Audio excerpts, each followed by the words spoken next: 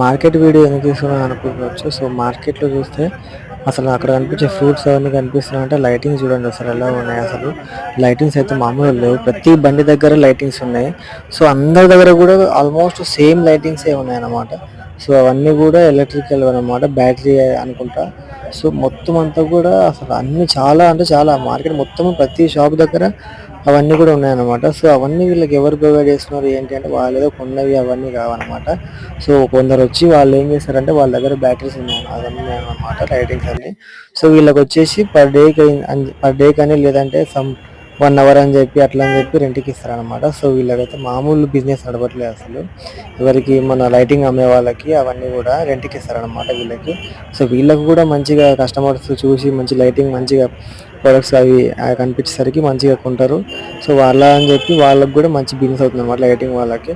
So చాలా అంటే చాలా లైట్స్ ఉన్నాయన్నమాట. సో ఇవన్నీ కూడా అందరూ ఒకటే తీసుకుంటారనమాట.